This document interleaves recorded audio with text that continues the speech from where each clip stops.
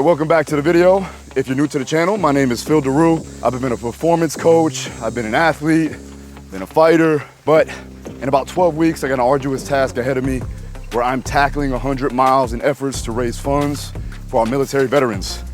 Today is another training session in preparation for that. So follow along, we got about 3.5 miles here on the trails, and then I'm gonna go do a weight training session. Let's do it.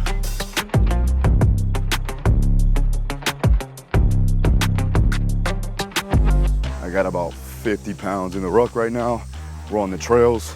I like to use the trails just for complexity's sake, changing things up, making me have to maneuver my weight a little bit better, and also to change the scenery.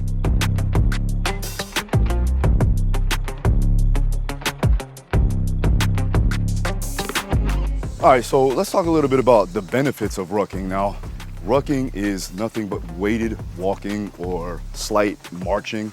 The goal here is to help with strengthening up your posterior chain, strengthening up your core. It does improve your posture.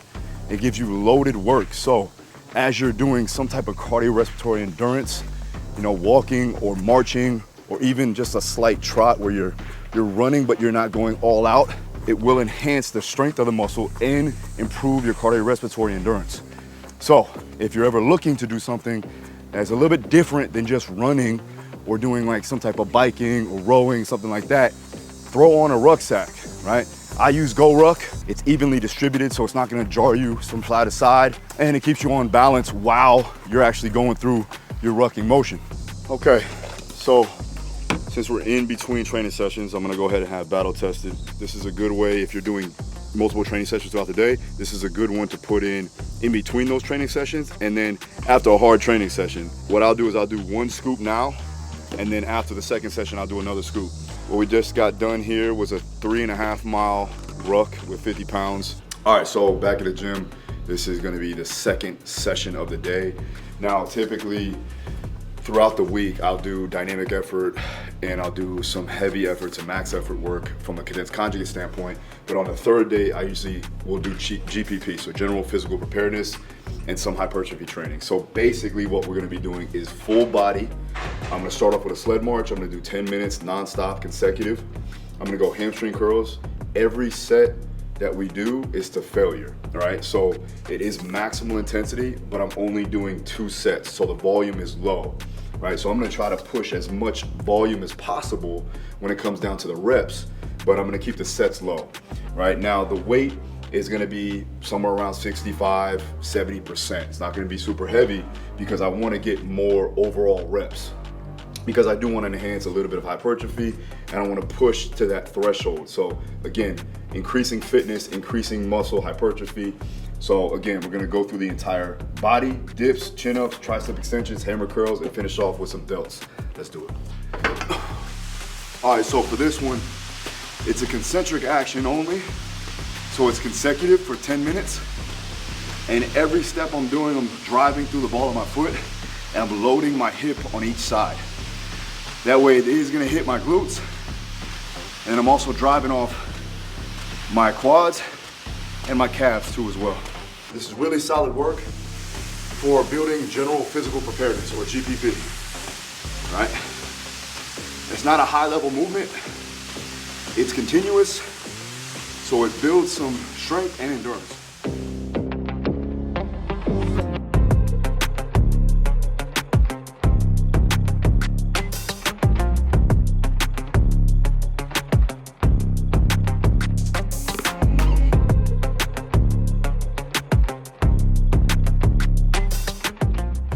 Now, weight that you want to put on this, you just want it comfortably hard. So what I typically do is I'll work up, find my 1 rep max for this amount of distance, meaning how much I can push without falling over, and then I'll take 60% of that and load it onto the sled for your GPP work.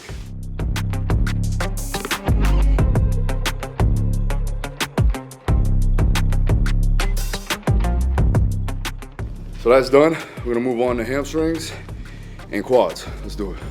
First set's gonna be just a warm-up. I'll work up to like 10 to 12 reps here, and then I'll go up.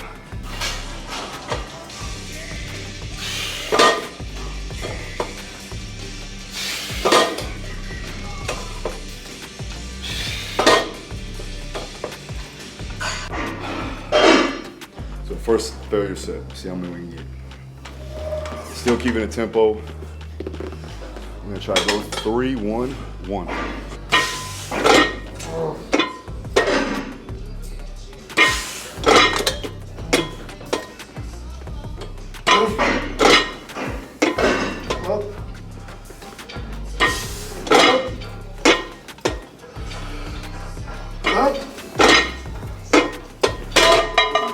Do you know what I'm with? Nope. Numbers on the screen right now, whatever it is. The failure set, like, people have their own kind of definition of it, but I want the failure set to go all the way through the concentric action. So I don't want to fail mid-rep. I want to fail at the top and then control it coming down. So it's like a functional failure set. Rest in between, typically about a minute, 75 seconds.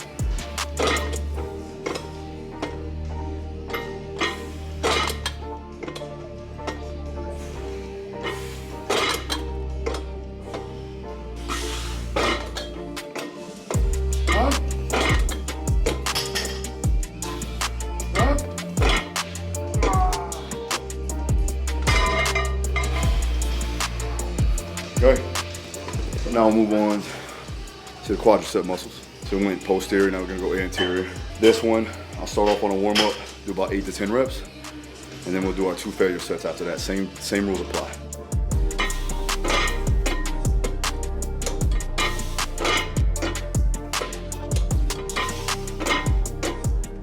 Warm up set done. I'm gonna add a little bit more weight, and we'll do our failure sets.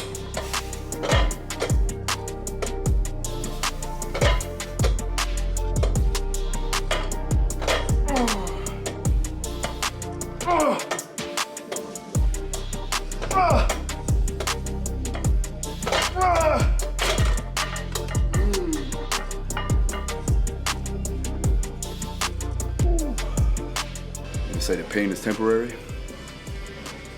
That's for a second. Just gotta be able to deal with it. What I found in the past, I don't know, I've been lifting weights since I was 13 years old, I'm 36, that in order for growth to occur, you need to constantly stress the body. That's without saying, that's like the baseline. You can get into all the science-based approaches and everything else, but at the end of the day, you gotta push, you gotta work. And do it consistently, and obviously intelligently, maintaining your progress, utilizing auto-regulation or adapting and trying to figure out what's the best option for the day and calling audibles. But it still needs to be max intent, meaning you gotta put everything into that particular exercise for that particular time, and you'll see growth happen.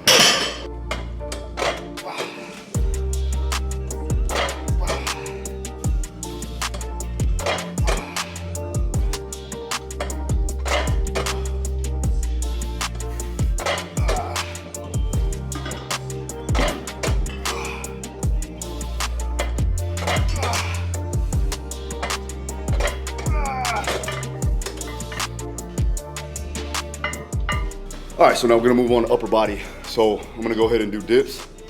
All right, now there's 2 ways to do it. Obviously you can kind of target more the triceps, and that's one way with the body being upright.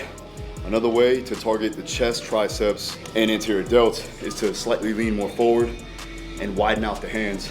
So instead of me being upright, coming straight down, going to a good range, and then coming back up, all right, I can get here, kick my body forward, and then push through. Here, my elbow slightly flared out. All right, just a small little detail.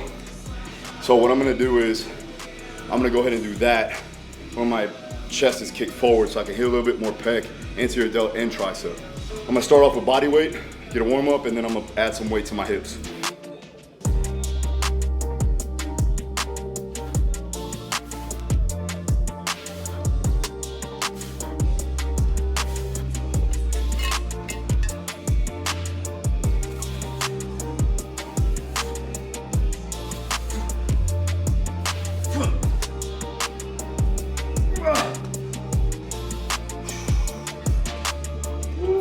So since I've been rucking a lot, obviously in preparation, my traps and my neck are a little strained, a little tight.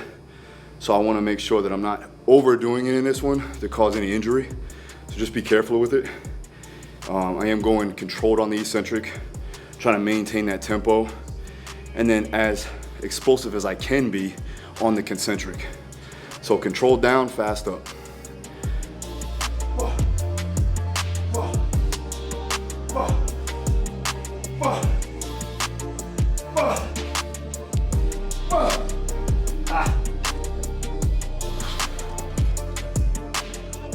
So now we're gonna go ahead and do a vertical pull down.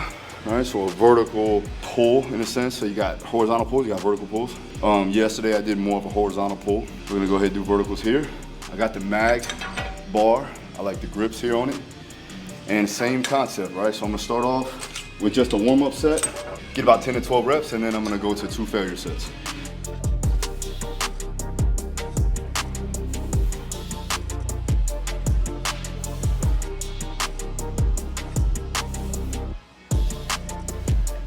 On this stack, I'm gonna go about body weight. So about 190 to 200. Again, keeping that same tempo. 3 up now, right? Because that's the eccentric. And then concentric's gonna be 1. Try to maintain my posture. Not using too much momentum, not rocking back. I'm still keeping it in control.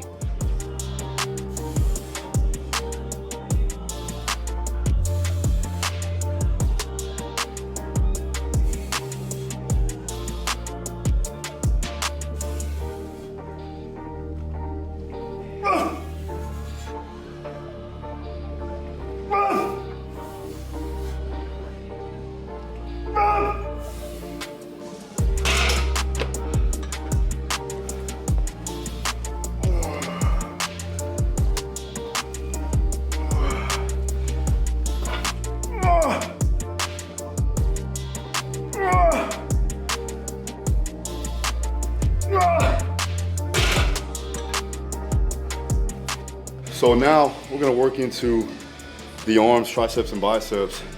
And with this one, we're gonna do our 2 failure sets, but on the last set, so the second set, I'm gonna do a drop set to failure. So I'm gonna go to failure, and then I'm gonna drop it up. I'm gonna drop it back down 10% and do another failure set.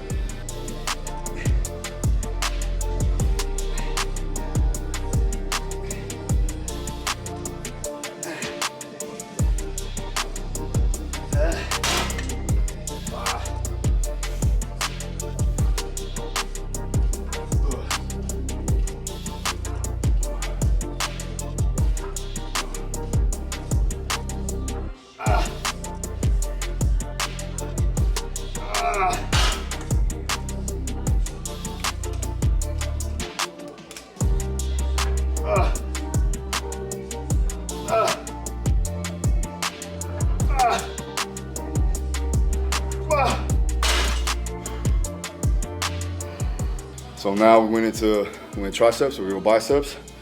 This one's gonna be hammer curl, so you're working a little bit of forearms and biceps too. As I'm holding it in its neutral position, right, I'm working a brachioradialis, I'm working the forearms, right, and your bicep. So another thing that I wanna be mindful of is not like rounding my shoulders forward, kicking my lats back, maintaining good posture, and getting full range of motion, right? Full range of motion from extension of the elbow to flexion of the elbow.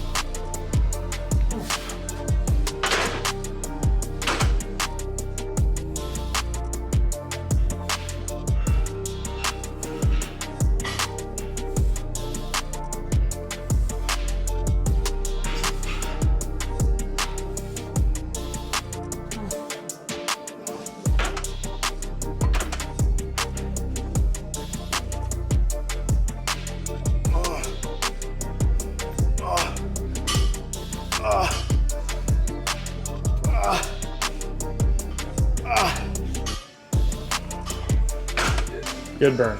Good burn. Good pain. So now what we're gonna do is what's called a delt monster. So basically, you're gonna do front raise, side raise, bent over raise, and then upright row, 10 reps each without dropping the dumbbells. So I'm gonna start with 20s, and then my next set I'll do 25.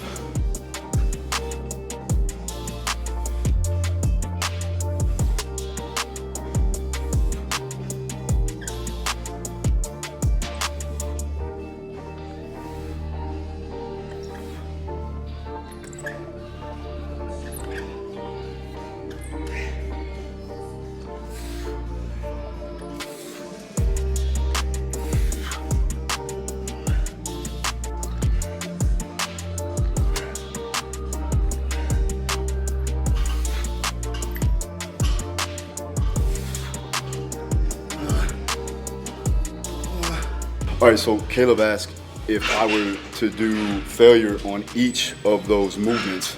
And for this one, I'm not, because the delts are such a small muscle group. And what we want to do is we want to make sure that we're getting the adequate amount of volume per delt cap. So the rear delt, the front delt, the side delt, and also make sure that you're getting enough intensity to cause that stimulus, get enough volume to cause it. So I'm going to use a weight that I can hit for 10 reps at an RIR of 1 to 0.